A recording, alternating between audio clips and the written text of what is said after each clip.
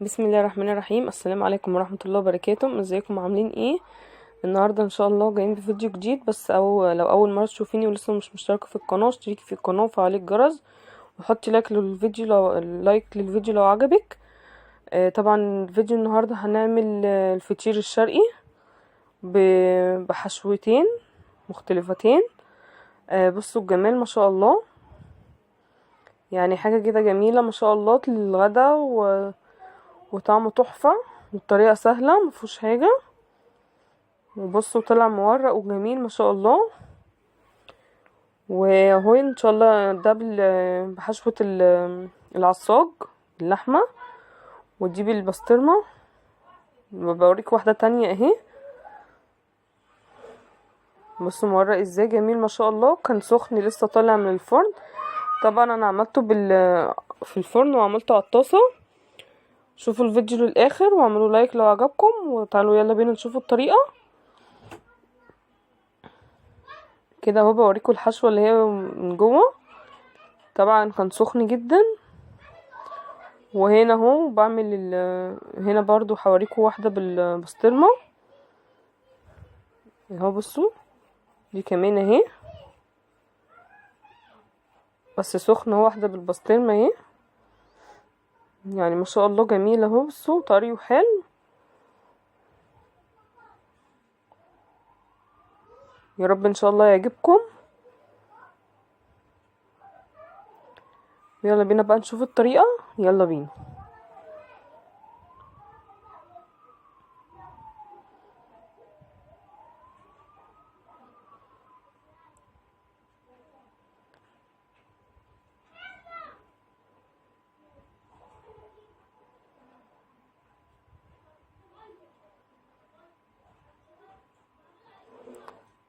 طبعا هنقول في الاول بسم الله الرحمن الرحيم ونصلي على سيدنا محمد. اللهم صل وسلم وبارك على سيدنا محمد.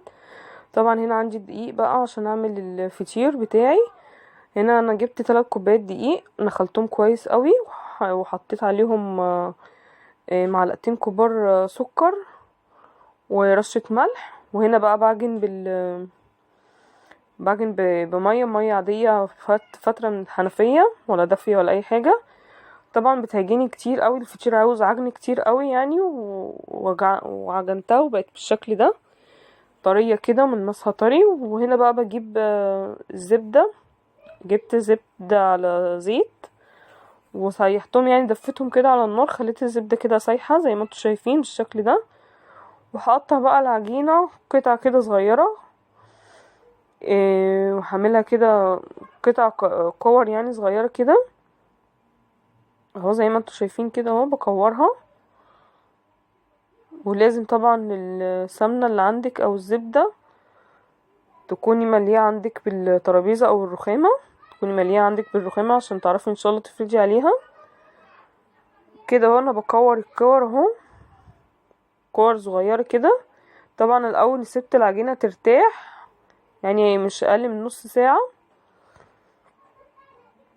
وزي ما انتوا شايفين اهي طرية معايا جدا.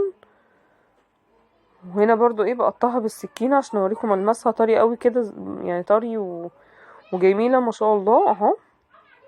بعد ما ارتاحت طبعا انا قعدتها يجي نص ساعة ترتاح. وهنا بقى بفرد بقى بايدي كده من غير ولا نشبة ولا حاجة، هتتفرد معايا زي الفل ان شاء الله. وبالزبدة بقى كده، وتدهني من فوق يعني من تحت العجينة كده زبدة، ومن فوق كده زبدة برضو عشان تتفرد معاكي بكل سهولة كده زي ما انتوا شايفين كده بالشكل ده. هتفردي كده اهو ما شاء الله جميلة. وتفردي كده بتحطي زبدة برضو عليها اهو مفيهاش اي حاجة. وتفتحي بقى بالفتحة كده كل يعني مسافة علشان تقفليها معاكي كويس. وهنا عندي الحشوة اللي هي العصاج، كنت انا مجهزاها عندي برضو بالبصل ومشوحاها في حبة زيت، ومعاهم جبنة موتزاريلا وشيدر. وهقفل بقى كده من الجوانب كده اهو عشان اعمل الطبقات بتاعة الفطيرة كده اهو بالشكل ده. هعمل معاكم واحدة تانية اهي. طبعا انا شلت عندي بقى الحاجات دي عشان اوسع عليا وانا بفرد العجين الفطير اهو برضو كده. وحطيت برضو قبل ما اعمل الفطيرة لازما يعني لازم اعمل الترابيزة الاول بالزبدة وخليها كلها يعني مليانة زبدة، وافرد كده اهو. اجيب برضو زبدة تاني وافرد بيها. بصوا يعني ما شاء الله ناجحة جدا اهي، وبسيطة وما فيهاش اي صعوبة. اسهل يعني اسهل طريقة ان شاء الله. جربوها وان شاء الله تعجبكم. وهو برضو بعمل واحدة تانية اهي اهو. بصوا بقفلها برضو كده اهو.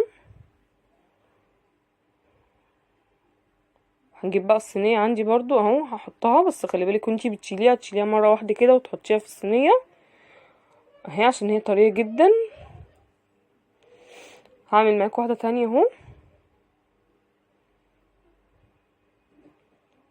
طبعا انا عاملاها اللي هي الفطير الصغير، انا مش عاملاه فطير كبير يعني، على قدنا كده، بس طعمه طبعا تحفة. جربوه ان شاء الله يعجبكم اهو. هجيب برضو عندي هنا الحشوة برضو كده. انا عملت 3 معاكم اهو كده برضو زبدة واقفل وزبدة واقفل. بقفل اهو كده اهو. بصوا وهعمل واحدة تاني اهي برضو. قبل ما تفردي الفطيرة بتاعتك لازم تكون الترابيزة او الرخامة بتاعتك مليانة زبدة زي ما قلتلك في الاول. تفردي برضو على الزبدة اهو كده. هعمل الرابعة معاكم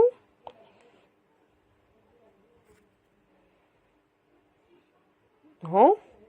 طبعا انا كنت سايبة الفرن بسخنه، كنت مشغلاه يعني عشان يسخن، فدخلت بقى الصينية اللي انا عملتها جوه الفرن على الرف الوسطاني، وما بتاخدش يعني سوا بسرعة. هنا بعمل بقى واحدة بالبسطرمة، حطيت عليها فلفل الوان احمر واصفر، وبرضو جبنة شيدر وموتزاريلا مع بعض، وبقفل كده اهو. حبة هعملهم في الفرن والتانيين هعملهم في الطاسة على النار، ما خدوش معايا اي وقت. هعمل واحدة تانية اهي معاكم برضو سهلة وسريعة ومفيهاش حاجة اهي. تنفع عشاء وتنفع برضو غدا، يعني جميلة ما شاء الله اهو. يعني ايه يعني طبعا كله بيحب الفطير، وبتبقى اضمن من بره برضو. بدل ما بتشتريها غالية ومتعرفيش برضو معمولة ازاي. فان شاء الله برضو نعمل كل حاجة في البيت وبتكاليف قليلة جدا وبسيطة وعلى قد الايد ان شاء الله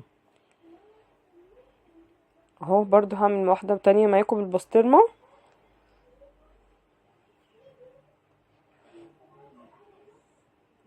اهو. بفرد كده برضو بالزبدة كده اهو، واحط تاني بسطرمة اهو. احط برضو الفلفل الالوان وجبنة شيدر وموتزاريلا، وهقفل كده واجيب زبدة برضو وهقفل اهو كده بالشكل ده كده اهو. وكده بقى انا حبيت اوريكم برضو وانا بسويها على النار اهي. بصوا على طبعا على نار متوسطة مش عالية ولا واطية. فبصوا ما خدتش وقت ما خالص.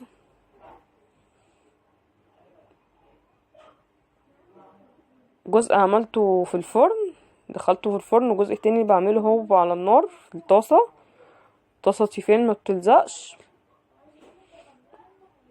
زي ما انتوا شايفين كده اهو. بصوا عملت الكمية دي اهي ما شاء الله تحفة.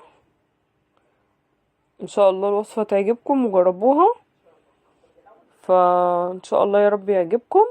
والطريقة سهلة جدا يعني. اللي المستصعب الفطير بيتعمل يعني يقول لا ده صعب وكده، ان شاء الله مش صعب. وجربيه بالطريقة دي سهل جدا ومفيش حاجة اهو. عملت معاكم بالحشوة العصاج والبسطرمة، وده شكله النهائي اهو. اتفضلوا معانا. بسم الله ما شاء الله طالع مورق وطري وجميل.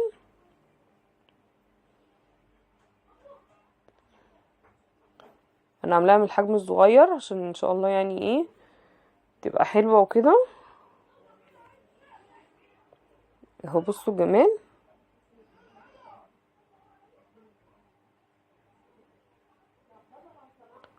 يعني الفطير الشرقي كله بيحبه، وجربوه ان شاء الله في البيت يعجبكم. وما تنسوش بقى لو عجبكم الفيديو ياريت تحطوا لايك واشتراك في القناة وفعلوا الجرس، واكتبوا لي برضو في التعليقات الوصفات اللي تعجبكم ايه واعملها لكم ان شاء الله. واستنوا مني كل جديد ان شاء الله باذن الله على خير. بصوا مورق ازاي ما شاء الله تحفه.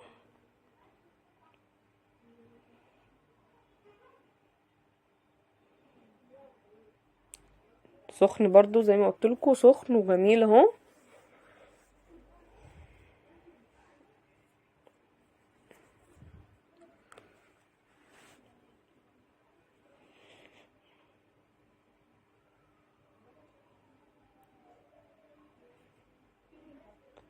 يا رب ان شاء الله يعجبكم. وده برضو الحشوة دي بالبسطرمة، اللي بيحب برضو البسطرمة يعملوا بالبسطرمة، وفي برضو بالصدق، بس انا ما كانش عندي صدق. كنت عايزه اعمله لكم بالصدق برضو، ان شاء الله اعمله لكم. فهنا بقى اللي حابب البسطرمة يعمل بسطرمة، اللي حامل العصاج يعمل العصاج، والصدق برضو بيبقى حلو خطير في الصدق. وبالهنا والشفا، ويا رب ان شاء الله يعجبكم الفيديو، وبإذن الله استنوا مني كل جديد، واشوفكم على خير ان شاء الله، ومع السلامة.